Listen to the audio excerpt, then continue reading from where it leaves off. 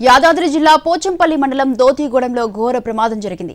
హెజోలో pharma company ల్యాబ్లో reactor పేలింది. ఈ ఘటనలో 2 కార్మికులు స్పాట్లోనే చనిపోయారు. 9 మందికి గాయాలయ్యాయి. ఇద్దరి పరిస్థితి విషమంగా ఉంది.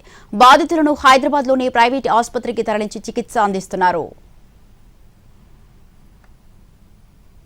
షిఫ్ట్ చేంజ్ అయ్యే సమయంలో ప్రమాదం జరిగినట్లు తెలుస్తోంది. అయితే పేలుడు 12వ నెంబర్ రియాక్టర్కు పరిమితం కావడంతో మరింత భారీ ప్రమాదం తప్పింది. భారీ పేలుడు ధాటికి ఎఫ్ బ్లాక్ వరకు ప్రాపర్టీ డ్యామేజ్ అయింది. రియాక్టర్ పేలుడు సౌండ్కి దోతిగూడెం, అంతమ్మగూడెం ప్రజలు ఉలిక్కిపడ్డారు. 3 నెలల పరిధిలో రెండవసారి ప్రమాదం జరగడంతో ప్రజలు భయోందోళనకు గురవుతున్నారు.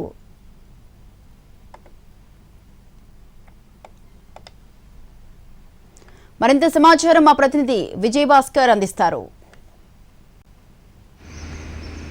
రాత్రి హెజిలో ఫార్మా ల్యాబ్లో రియాక్టర్ పేలింది. ఈ ఘటనలో 2 స్పాట్లోనే చనిపోగా మరొక 10 మంది గాయపడ్డారు. గాయపడ్డ వారిలో 2 పరిస్థితి విషమంగా ఉన్నట్లు తెలుస్తుంది. వీరందరినీ కూడా హైదరాబాద్లోని ప్రైవేట్ ఆసుపత్రికి తరలించి చికిత్స అందిస్తున్నారు. ప్రస్తుతం మనం ఘటన జరిగిన హెజిలో ల్యాబ్లో ఘటన జరిగిన సి బ్లాక్లో ఉన్నాం. ఈ ప్రాంతంలో ఉండాల్సిన 12వ నెంబర్ రియాక్టర్ పేలుడు సంభవించింది.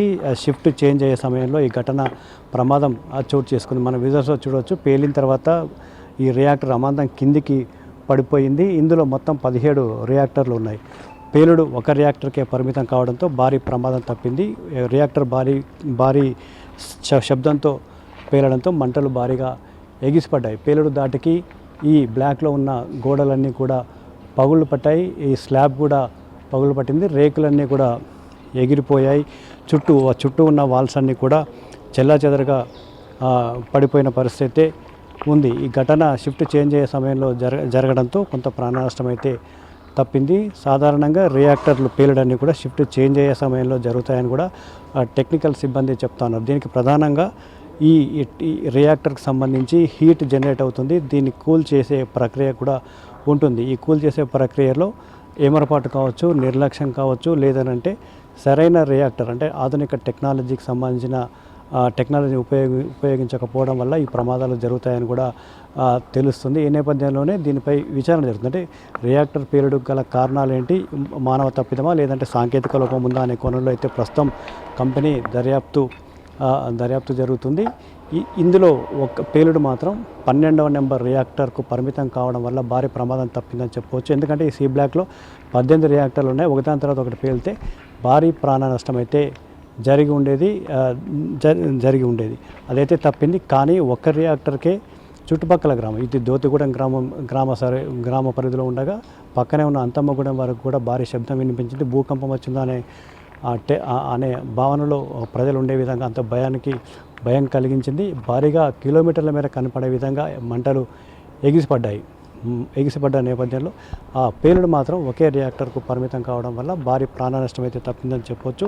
దీని పక్కనే సి బ్లాక్ పక్కనే స్టోరేజ్ ట్యాంకులు కూడా ఉన్నాయి. స్టోరేజ్ ట్యాంకుల్లో ఇందులో కూడా కెమికల్స్ ఉంటాయి. దీంట్లో కూడా కెమికల్స్ ఉంటాయి.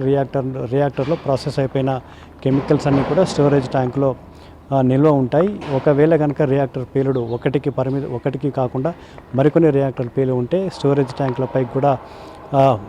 ట్యాంకుల దగ్గర కూడా పేలుడు సంభవించి అవి కూడా ధ్వంసమయ్యేది. అందులో ఉన్న రసాయనాలని కూడా బయటికి వచ్చే పరిస్థితి ఉండేది. కానీ ఈ ఘటన ఒకటే రియాక్టర్ పరిమితం కావడం కొంత ప్రాణ నష్టాన్ని నివారించిందని చెప్పొచ్చు. కానీ ఒక రియాక్టర్ పేలినప్పటికీ కూడా కిలోమీటర్ల దూరం వరకు మంటలు కనిపించడం, భూకంపం వచ్చిందా అనే భయాందోళన స్థానికులకు వ్యక్తం కావడం మాత్రం కొంత ఇబ్బందికరంగా మారిందని చెప్పొచ్చు. మొత్తంగా ఈ ఘటన అంటే 3 నెలల కాలంలోనే రెండో ఘటన జరగడం మాత్రం స్థానికులు ఆగ్రహం వ్యక్తం చేస్తున్నారు. కంపెనీ యజమాని నిర్లక్ష్యం వల్ల ఇటువంటి ఘటనలు చోటు చేసుకుంటారనే అభిప్రాయం వాళ్ళలో వ్యక్తమవుతుంది. స్కిల్డ్ లేబర్ కావచ్చు, ట్రైన్డ్ లేబర్ కావచ్చు, వారిని ఉపయోగించకపోవడం, కాంట్రాక్టు కార్మికులపైనే ఆధారపడడంతో పాటు మెషినరీలో సాంకేతికతను అందిపుచ్చుకోకపోవడం వల్ల ఈ ప్రమాదాలు జరుగుతున్నాయి. ప్రాణ నష్టం కూడా జరుగుతుంది. చుట్టుపక్కల ఉన్న గ్రామ ప్రజలు ఇబ్బందులు పడుతున్నారనేది వినిపిస్తున్నమాట. కెమెరామెన్ బాలుతో విజయభాస్కర్, NTV, నల్గొండ జిల్లా.